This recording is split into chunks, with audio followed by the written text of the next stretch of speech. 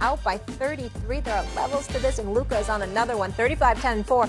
As for the Suns, not the performance they hoped for. Chris Paul had 10 points, Devin Booker 11. Here's the point guard postgame. You know, you play long enough and you don't win. Every time you lose, they're gonna say it was your best chance. But I think for me, us we'll be right back next year. I'll tell you that much. I'm not retiring tomorrow. Thank God. You know, hopefully I'm healthy, come back, but we'll keep playing. All right, let's take a look at the numbers. Chris Paul has now blown 5 series after losing 2 games to none in his career. This is 2 more than any player in NBA history. Paul's performance in Game 7 didn't help the Suns' chances. He had a negative 39 plus minus, the worst of any game in his entire career. JJ Redick, Pat Beverley still here with us. Stephen A., I know you wanted to say something quickly before we get to the debate. I just wanted to sit up there and just tell Patrick Beverley one thing. Don't ever call you and James Harden like y'all are alike. That's James Harden's problem. Patrick Beverley don't show up out of shape. Patrick Beverley is going to be whoever Patrick Beverley is. Whatever you're going to get from Patrick Beverley, and defense is your thing, that's what you're going to get. The problem with James Harden is that he doesn't give you what he needs to give you when it counts most. I love the brother. I'm wishing him well. You know, I know what a big-time talent he is, but he ain't you. If he had that mentality, he wouldn't have took 2 shots in the second half of a closeout playoff game. Don't ever say that again. I have no comment. Don't ever say that again. Let's move on. All right, we'll go back to Chris Paul there. So was this CP3's last shot at a title? I believe it is. I believe it is. I agree with that. You get your chance. Here's the deal. Here's the deal. Golden State, I believe, is going to be even better next year because I think Klay will be better. I think Jordan Poole will be better. I think Wiseman will be back. You'll have an additional big body. Steph Curry ain't fading because shots like that don't just go away. And I think that Golden State is going to be a team to be reckoned with. Dallas is clearly going to be a team to be reckoned with. I'm going to give Minnesota some love since Bev is sitting right next to me because Karl Anthony Towns can ball. That brother Anthony Edwards is something different. That brother is something different. He is something different, and he's coming. Memphis is here. They just had to go through what they had to go through. Don't ignore Memphis. Now, I don't know how they're going to keep it together in the future because you got a lot of cats that's going to be looking to get paid in the next couple of years or so. But I think next year Memphis is going to be there. So that's 4 teams right there. We got to sit up there. You got Golden State. You got Dallas. You got Memphis. You got Minnesota. All right? Healthy Denver. Healthy Denver. Oh, Jamal Murray and Michael Porter Jr. coming back. We can't ignore them. That's 5 right there. Okay, Clippers, if Kawhi and Paul George come back healthy, which we have every reason to believe is going to happen. That's 6 You haven't teams. said the Lakers yet. After 16. I haven't said the Lakers yet because I want to see who they're going to hire as their coach. Okay. That matters to me. That matters to me. Because So more than their roster? I'm not saying more than their roster, but I think the coach is going to have something to do with the roster that you see. Right. You got to have somebody that's going to hold cats accountable, sit them down, I'm just or move them out of the questioning way. whatever coach they get. I'm just questioning. I don't want to talk about the Lakers right now. Well, you the one who brought them up. No, but he did you too. said the Lakers, and I have a problem with this. No, he said it. I didn't bring up the Lakers. The Lakers, you said the coach. I'm sorry, you said the coach. Yes. Like, it doesn't matter who the coach is with that roster. No. And what pass do they have to? But it starts with... What do you change about the roster? All of the... don't get me... Well, Russell Westbrook will be gone. Russell Westbrook will be gone. To me, you can't... He can't. That's not a fit for him. Number one. Number two. You can't be at their press conference talking about you wearing purple and gold and you arrived and you never had any expectations. That's not what Lakers basketball is all about. You got to make a move. So in that regard, Anthony Davis just got to get healthy. If Anthony Davis is healthy and LeBron is healthy, they're gonna be somebody to mess with, no doubt. But without the Lakers, I gave you 6 teams before I even got to the Phoenix Suns. And all I'm saying to you is this: I think this was Chris Paul's best chance. As presently constructed. Of course, Phoenix to make a deal or something could change. But as presently constructed, this is it. Phoenix will not be in this position next year as presently constructed. I think this was CP3's best chance. Why are we, again, and I don't want to keep beating on the same drum, but why are we steady mentioning Phoenix Suns like established because they were the defending Western Conference champions last year, and they won 64 games this year. That's it. That's why. So that's why you give them. No, I'm saying that's why we were talking about them. Okay. All right, I got it then. I understand. So I just have to go to the Western Conference and I have to win a bunch of games, and then I'll be considered.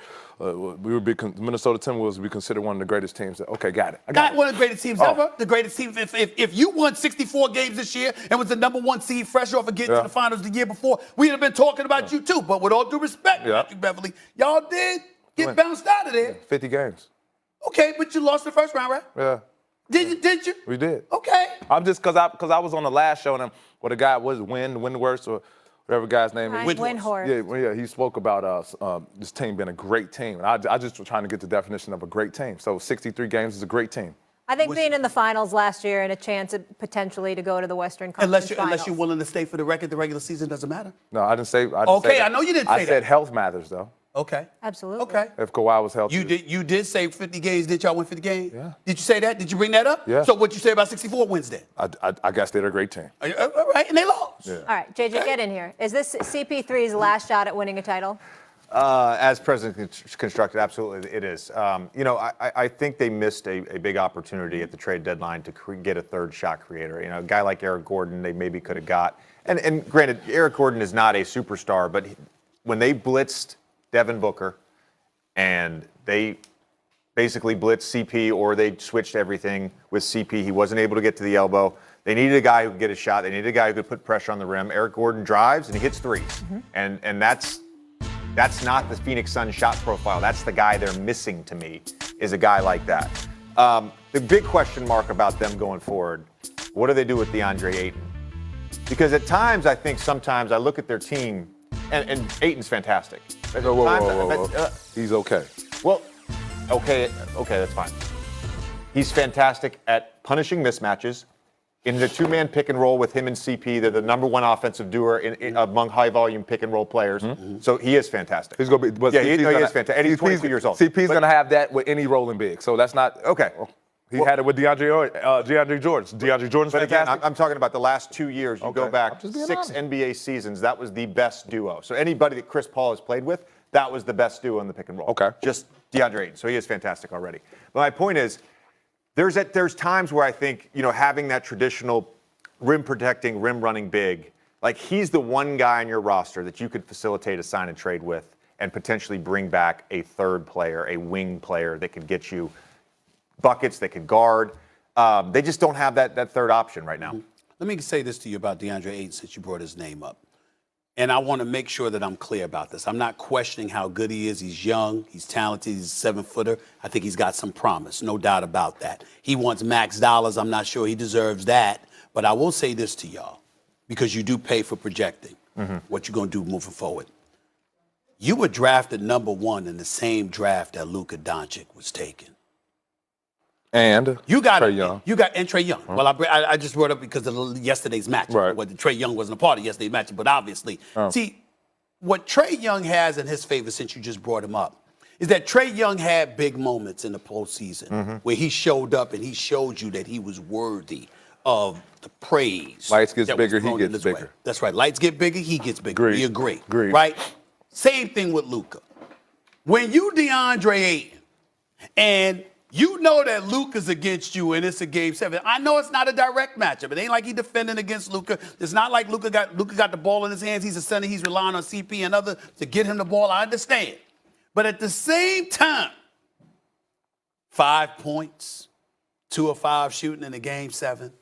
See, that kind of stuff matters. I'm not stop looking at you. I'm gonna look at JJ. Because what I'm saying Let's to you, go down the line. Hold on. Let's go down the line on the Phoenix Suns roster. They all sucked last night. Should none of them get paid in the future? Are all of them horrible players? Are you going to answer? No, hold on. Answer your own question. I'll let you. No. You want me to answer it? Is that what you're getting at? No. I'm confused. No. What I'm saying to you is there's a reason they didn't max him, Stephen A. There's a reason they didn't max him. It has nothing to do with playoff performance. He was good in the playoffs last year. The reason they didn't max him is because there's questions about his attitude and character. JJ. Boom. There you go. One of the things you do as a reporter, you don't just talk to players. You actually go talk to the people who cut the checks too, and to see what they're thinking, whether they're right or wrong, because a lot of times they're wrong.